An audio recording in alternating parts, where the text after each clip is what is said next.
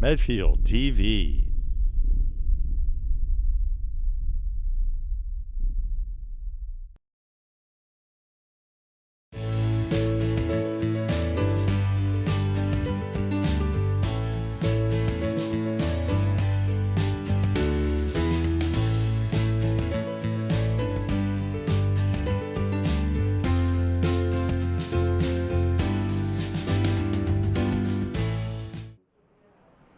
Hello, Medfield. Welcome to the newest editions of Happenings in Medfield. My guest today is Mark Sorrell, who probably many of you know.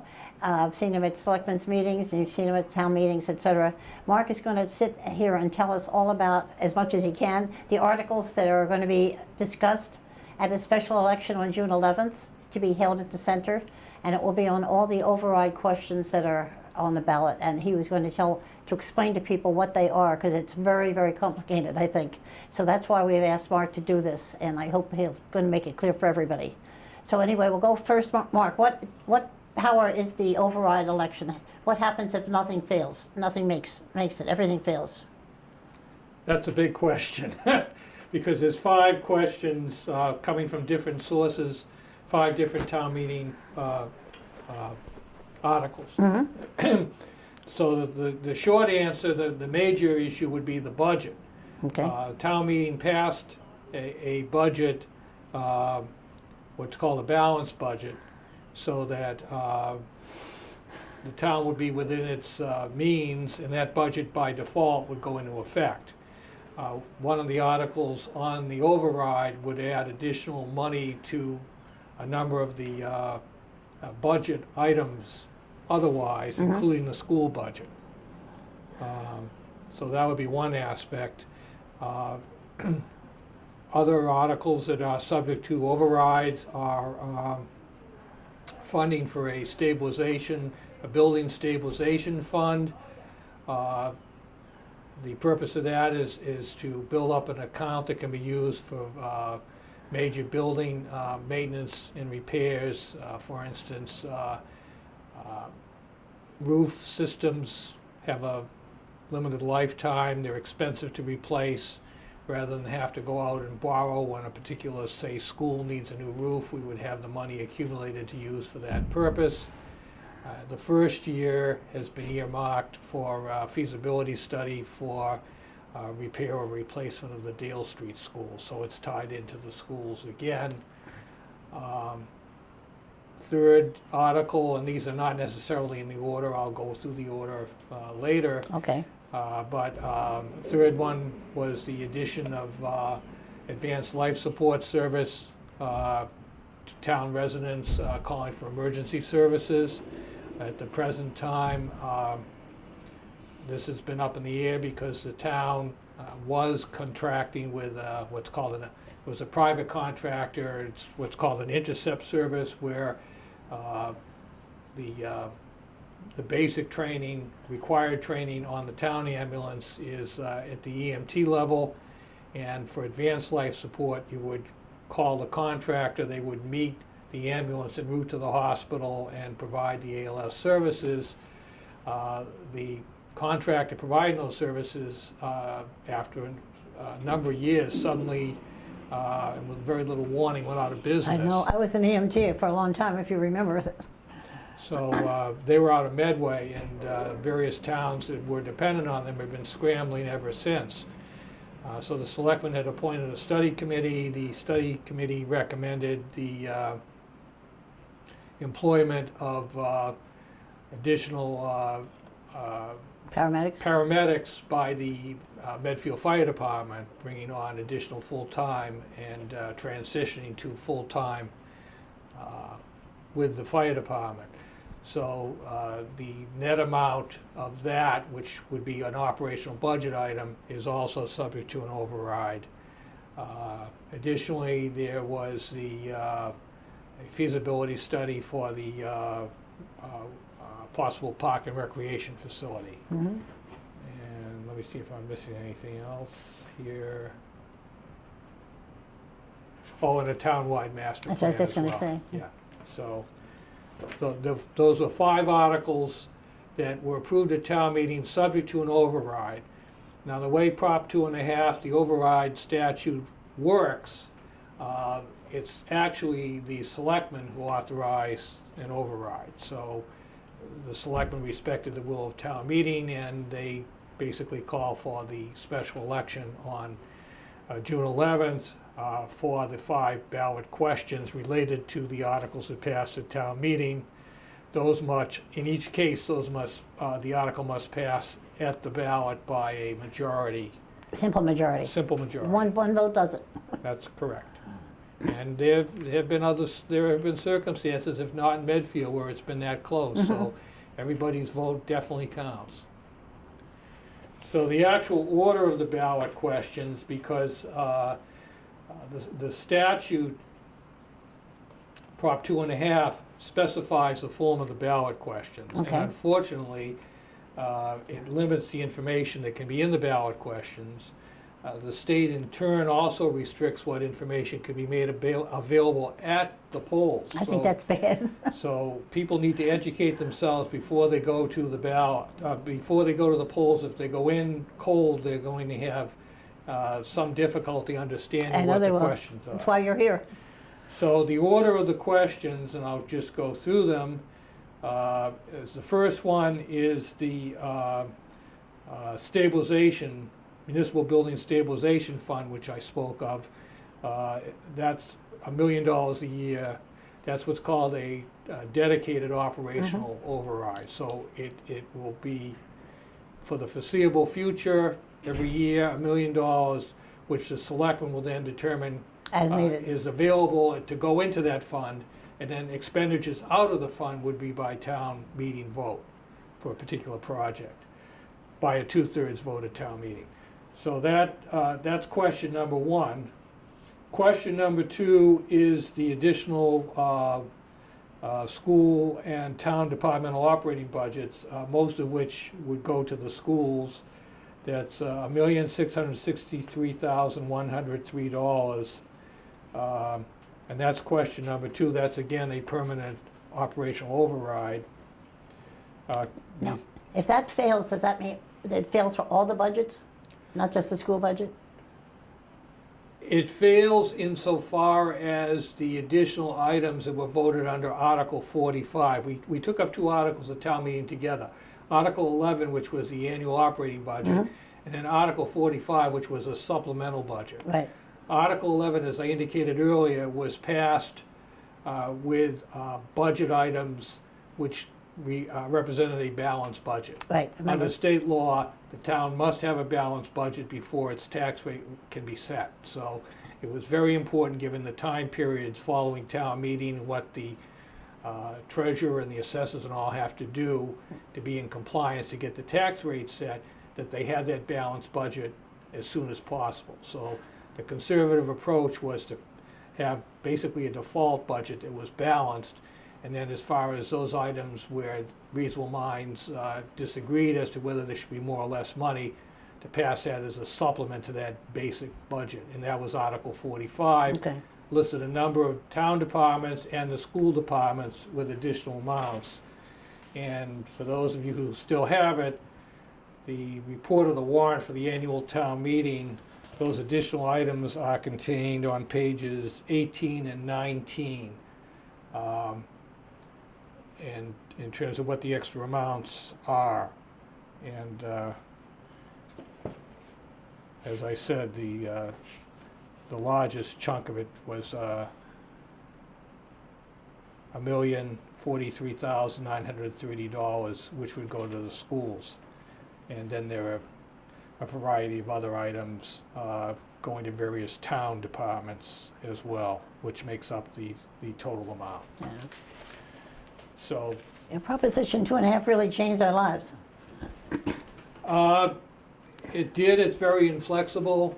I know it is. I was chairman of the warrant committee the first 3 years of Proposition 2.5, doing new budgets, and it was a strain. We were meeting several times a week, every Yeah. week. And the process is unwieldy. There are guidances from the Department of Local Services and the Department of Revenue, but it's very complicated stuff. Yes, And it even was. as I met with various town officials and boards leading up to town meeting and tried to walk them through what was going on, and it was very difficult. One reason is the statute itself has its own definitions, and it talks about the local appropriating authority. Well, as you know from your years as a selectman, in a town, the local appropriating authority is the town meeting. Absolutely. In the case of Prop 2.5, contrary to that, it defines the local appropriating authority as the board, or local appropriating body as the Board of Selectmen. I know.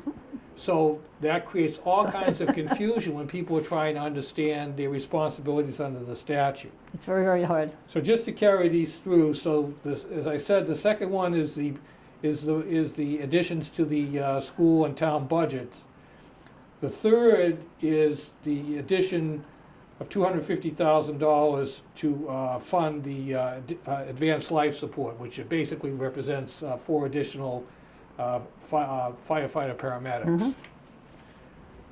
The fourth question is $150,000, and this is just a one-time, it's called a capital outlay operational override, and it's just for 1 year. It's $150,000. That's for a feasibility study for a new park and recreation facility. And then the fifth question is another $150,000, again, a one-time. It would just be effective for the year, the next fiscal year, and that's for preparing a townwide master plan. But feasibility often leads to a much larger item in the next town meeting. If in fact, yeah, basically it's setting the groundwork. You're not going to Absolutely. spend $150,000 just for the heck of it. It's preliminary work to come back, presumably with a recommendation for town meeting's consideration to move forward with a capital project. But the voters will know there'll be a multi-million-dollar project coming up next if these all pass. Certainly, in several cases. One is the, as I said, the first question, the stabilization fund is tied to the Dale Street School. Mm-hmm.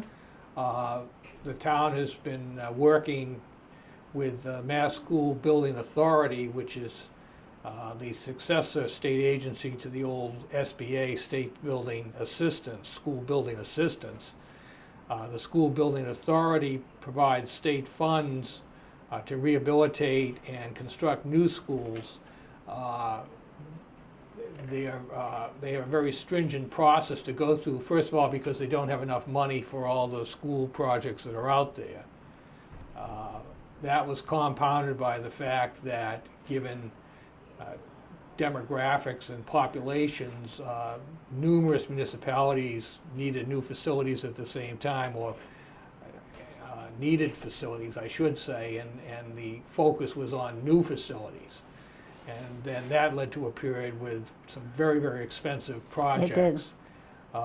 And so the school building authority reviewed the situation and developed a detailed process to ensure that before they allow new construction, all alternatives have been exhausted for rehabilitating existing Mm-hmm. facilities.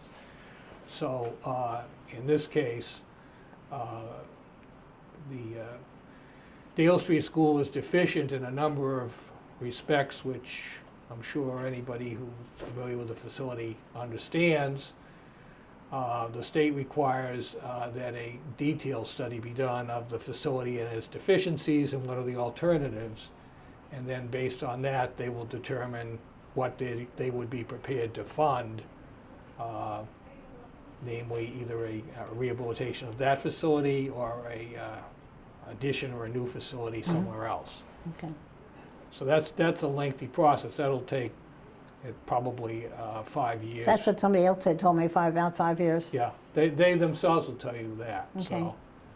So once you get the approvals, then they have a priority from one municipality to another. There's a priority list, and then so you need to be in a certain place on the priority list, so you could be in line for a year or more waiting to be reached to be funded once Yeah. they determine that you're eligible for funding.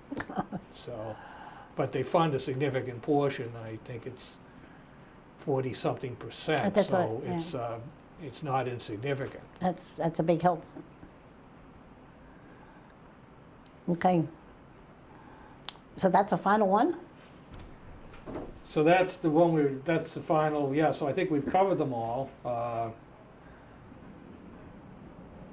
don't have much else to say and from an explanation standpoint, other than to refer folks to the fact that the Board of Selectmen's vote that, as I indicated, they were required to vote to put questions on the ballot, which they did. They also passed a vote clarifying the ballot questions. They voted that on May 8th. That's available in their records, and that provides an explanation, again, tying in the ballot questions with what took place at town meeting and indicating, hopefully, in a little clearer sense, where the monies will be going. So if the budget articles fail, what recourse do the departments have, the school in particular? They always have the option to come back to another town meeting and attempt to obtain additional funds. Can they call a special town meeting? They could, again, municipalities don't have the luxury to borrow. We're required by state law to live within our financial means, so we have limited sources of revenue.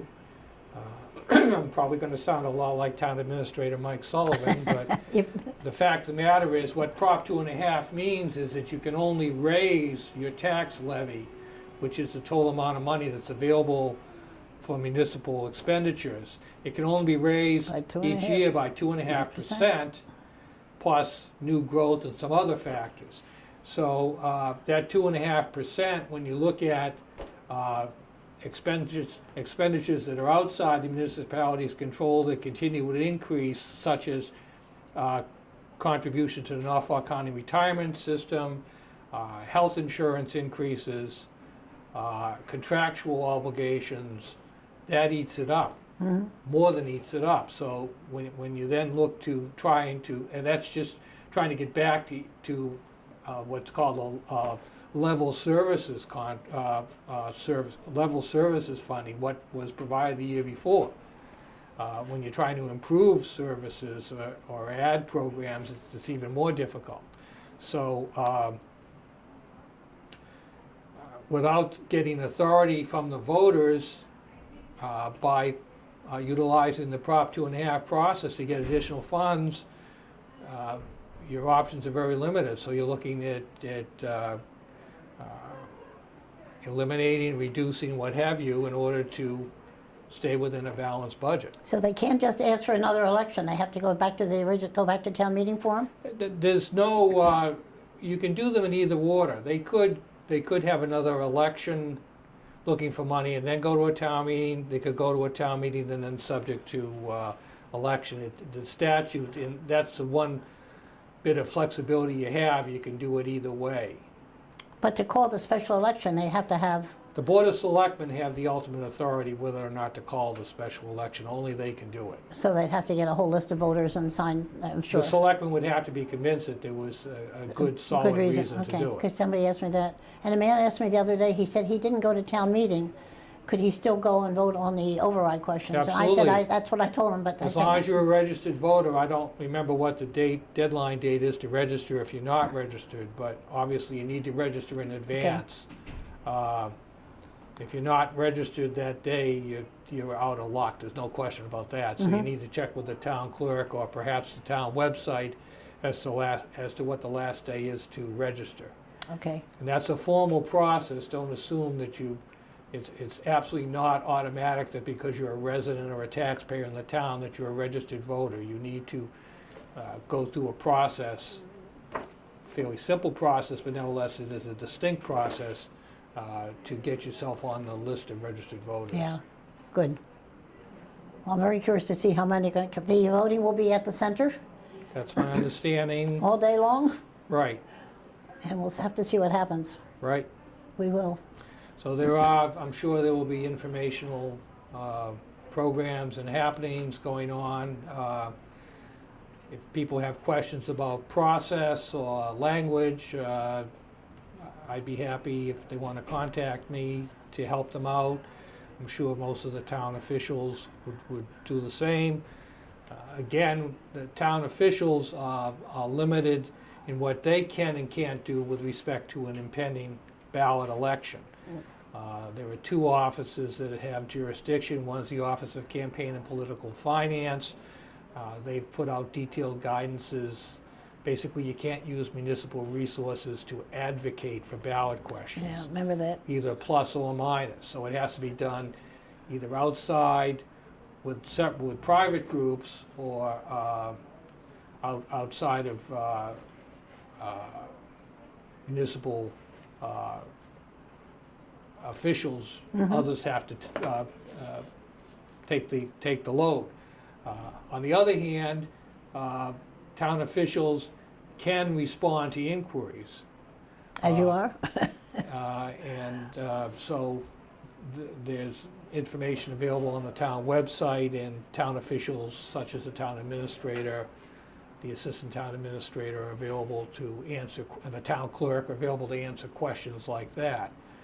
Also, the state ethics law governs what elected and appointed town officials can and cannot do to influence an election. So you've got that double constraint Right. on you as a town official. Yeah. I'm going to be interviewing Mike Sullivan before the election also, but as you just said, he's limited in what he can say. Right. As a friend, I know how he feels about these issues, but as a town official, I don't think it's appropriate. He can explain, how the budgets work. He Sure. can explain what the effect is on budgets from under various scenarios. He can't basically tell you what to do. And he's already said if we vote for everything on the ballot, our taxes are going to go up by 10% if everything passes at the election. That's my understanding. That's It's what he within told that me, and he's the range. man that does the finances there. Right. And he said that the assessments and not the assessments, excuse me, the taxes will go up by 10%. Yeah, the other problem, which aside from your overall restriction on the ability to raise revenues, is there's several problems. And again, I'm going to sound a lot like Mike Sullivan. In the first place, it's because state aid, state financial aid has gone down over time. Medfield was never getting a lot to begin with, and they're getting even less at the present time. Although the Supreme Judicial Court of Massachusetts held that education was a fundamental right, public education, and that the state was responsible for it, they didn't go so far as to say that the state was responsible primarily for funding it. So the primary source of that is the municipality, and that in turn is local property taxes. And as I've indicated earlier, we're restricted in what we can do to raise those by Prop 2.5. In addition, within the community itself, this is a largely residential community, as are many communities, and therefore you don't have the luxury, if you will, of a non-residential tax base of any significance. That's true. Commercial, industrial, what have you, for raising your tax dollars. It's strictly coming from residential property. And so that's a very, again, heavy burden. And I'm sure a lot of people would say raising our taxes by 10%, it's worth it. And some will say no. So we're going to find out. That's a policy decision that each person has to Absolutely. decide for him or herself. Yep. And hopefully not on their own best interest, but on the best interest of people in general. I hope so. You never know how people are voting. It'll be interesting. Do you have any more ideas to mention? Nope, I Nope. think I'm exhausted. I should mention that Mark used to be on the planning board. He was a resident of Medfield for a long time. And I think they first met when you were on the planning board, I think. And we got involved in the State Hospital Reuse Committee way back. That's right. I mean, 150 years ago. Yeah, to take a little bit of credit, at that time, and it was the early 90s, I was active in Memo, and the speaker for the Memo monthly program was Margaret LaMontagne, whom you will remember was She at was that wonderful. time the director of the state hospital. I liked her very much. And she spoke very frankly and informed our group that notwithstanding what we were hearing as from the Department of Mental, I think at that time it was called the Department of Retardation, assuring the town that the facility was going to remain open, that the handwriting was on the wall that it was not going to remain open, that there was only, it was seriously underutilized, there were only a very few patients remaining, and she frankly felt the facility would be closing in the foreseeable future. She was open as. So I came back to the planning board and we discussed it, and we decided among ourselves to go to the Board of Selectmen and report this and suggest that the selectmen take a proactive approach. And another planning board member, Babe Ancroft, and myself went to the selectmen, which at that time you were on the board. And I joined you in the We search. reported that and suggested at that time that the town form a reuse committee, which the selectmen appointed. Which we did. And that reuse committee went on 30 years, I think? So that's, it's the early 90s. We've been at this since then. Yeah. So. There's a brief pause a few years ago when we decided we needed a new committee on there. So we disbanded the Medfield State Hospital Reuse Committee and started the new committee. And here we go again. So, but you got us involved. You got me involved in it. I used to volunteer up there, as you know, all the time, and I was EMT, so I was up there often. But it was very different being on that committee. It gave me a very different look. And I've been town council since 1994, so closing in on 25 years. And we haven't fired you yet? Time flies when you're having a good time, yeah. And when you're having fun. Yeah.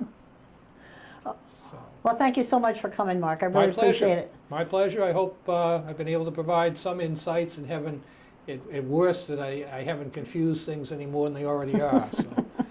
And once again, thank you at Medfield TV. Thank you for watching. And I very much appreciate Mark coming in and explaining this to us. And I hope people will go to the polls.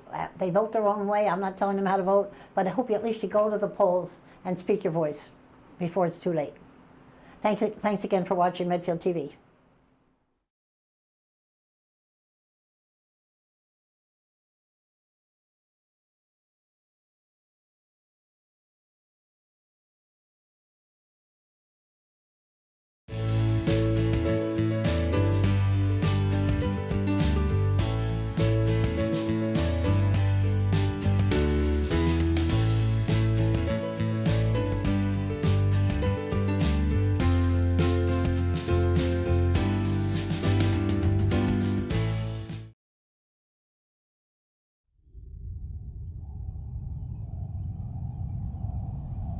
You're watching Medfield TV, community shows.